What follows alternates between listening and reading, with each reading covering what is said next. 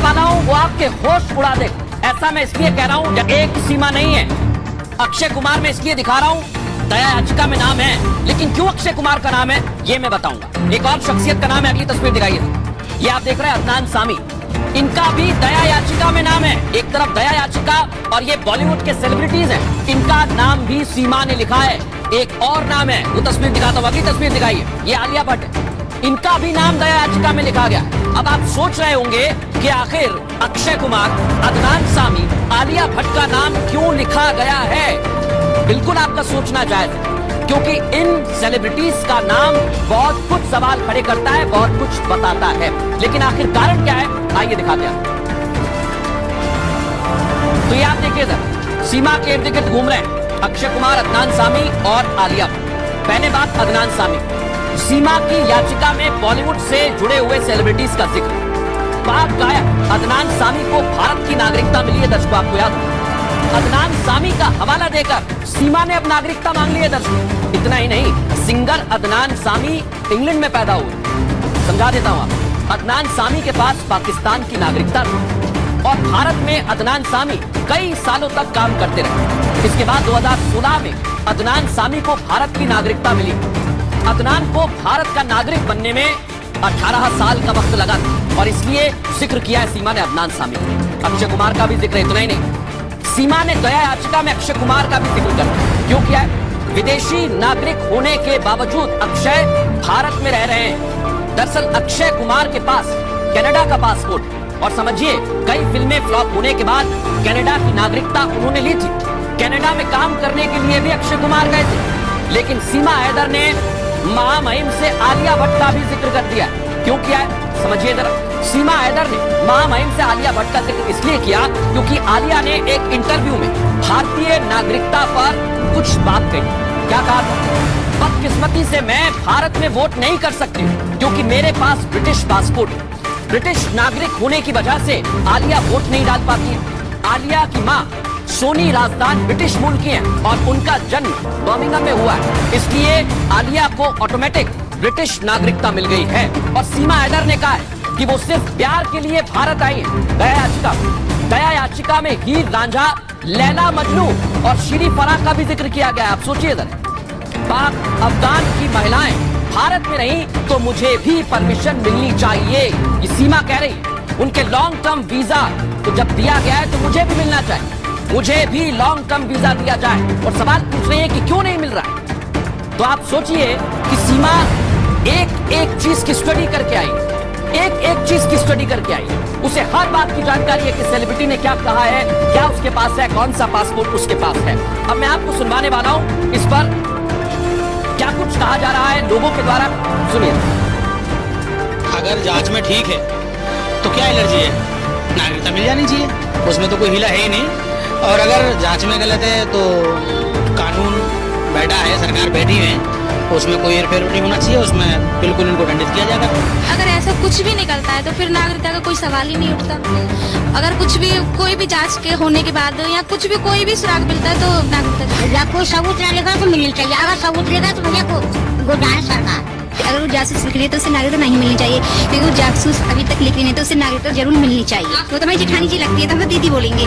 यदि वो अपने सभी एजेंसियों को फॉलो कर में सही निकलती है तो उसे नागरिकता जरूर मिलनी चाहिए। हम अतिथि देवो भव का हमारा नारा है और हमारी संस्कृति अच्छी है। यदि इस शरण में हमारी में वो आई है तो उसे नागरिकता जरूर मिलनी चाहिए। जितने भी सर गवर्नमेंट की ओर से जितने भी हमारे वो भी है काम, उनके बाद उसके बाद जब क्लीन चिट मिल जाए सरकार की ओर से तब इसको सिटीजनशिप मिलनी चाहिए और फिर इसका सम्मान, फिर इसका वार्म वेलकम होगा हमारे कास्ट में, हमारे सनातन धर्म में, और फिर इसको रहने दिया जाए।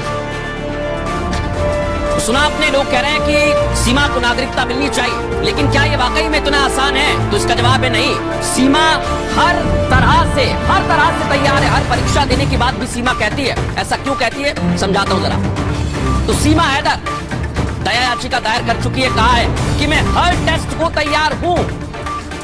बेल पर आने के बाद अभी कानून का पालन सीमा कर रही है। दर्शकों आपको समझना हो, जांच एजेंसियों को पूरा सहयोग कर रही हूं, यह भी सीमा ने कहा। एटीएस ने जांच की, जासूसी का कोई सबूत नहीं मिला, इस बात का जिक्र। सीबीआई, एनआईए और रॉ किसी भी एजेंट को बुला ले, मैं जांच के लिए तैयार, ये भी कहा। चाहे वो पॉलीग्राफ टेस्ट करवा लें, ब्रेन मैपिंग करवा लें, मेरा टेस्ट करा सकते हैं। लाई डिटेक्टर टेस्ट का भी जिक्र करती है सीमा और कहती है कि वो भी करवा ली। चारों बच्चे मेरे ही हैं, ये दावा कर दिया है और कहा है कि मैं डीएनए टेस्ट को तैयार हूं। फिर कह रही हैं कि मैं झूठ नहीं बोलती, कभी मैंने झूठ बोला ही नहीं। सरकार किसी भी तरह से सच पता कर सकती है। तो सीमा के दावे मजबूत होते जा रहे हैं। हर टेस्ट की बात कह रही है कि वो तैयार है, लेकिन पूर्व डीजीपी विक्रम सिंह साहब इस पर क्या कुछ कह रहे हैं, सुनवा दो। पाकिस्तानी महिला सीमा का प्रकरण पूरी तरीके से संदिग्ध है और इसमें गहराई से जांच की आवश्यकता है। घटनाक्रम पीयूडीजी खेल के माध्यम से इतना प्रेम संबंध उत्पन्न हो गया कि अपने 4 बच्चों के साथ 13 लाख की जमीन बेच करके वह नेपाल होती हुई ग्रेटर नोएडा पहुंच गई। पूरा घटनाक्रम पूरी तरीके से अविश्वसनीय है।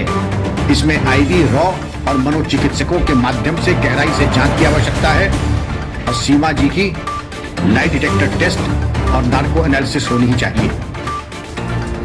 आप तस्वीर देख रहे हैं, यह इकरा, ये भी इसी तरह से भारत में दाखिल हुई थी। दर्शकों, इनके साथ क्या हुआ ये मैं आगे बताऊंगा, लेकिन अगली तस्वीर दिखाई। अगली तस्वीर आप देख रहे हैं, यह सीमा अवैध तरीके से दाखिल हुई है। ये तो हम सभी जानते हैं सीमा के साथ क्या होना है, क्योंकि इकरा भी ऐसी पहले आई थी। तो सीमा और इकरा आपने देख लिए, लेकिन और भी कई सारी महिलाएं हैं जो सीमा की तरह अवैध तरीके से भारत में दाखिल हुई हैं। उनके साथ क्या हुआ है, और भी कई महिलाएं आई हैं, उनकी कहानी क्या है वो भी जरा आप सुन लीजिए, समझ लीजिए। आपको दिखाते हैं, पहले तो ये आप देख सकते हैं खदीजा जो आपको दिखाई दे रही है। सीमा की तरह खदीजा भी पाकिस्तान से भारत आ गई थी। खदीजा ने सीतामढ़ी बॉर्डर से भारत में एंट्री ली थी। अवैध दस्तावेज के साथ खदीजा भारत आई थी। दर्शकों, इतना ही नहीं, भारत में घुसने के दौरान ही खदीजा को पकड़ लिया गया। खदीजा ने बताया कि हैदराबाद से एक प्रेमी के लिए वो यहाँ पर आई है और सीमा खदीजा की तरह ही इकरा भी पाकिस्तान से आई थी। दर्शकों सुनिए जरा ध्यान से, ऑनलाइन लूडो खेल रही थी, कहानी बिल्कुल सेम है और इकरा को प्यार हो गया। मुरादाबाद के मुलायम से इकरा को प्यार हो गया और वो उसके लिए भारत आ गई। भारत में आने के बाद इकरा और मुलायम ने शादी कर ली, लेकिन फर्जी आधार कार्ड पर इकरा हिंदुस्तान में दाखिल हुई थी और रह रही थी जैसे सीमा रही। एजेंसियों ने जब पकड़ा तो पाक रिपोर्ट किया गया। लेकिन एक और महिला है, अब आप ये समझिए, शुमाइला।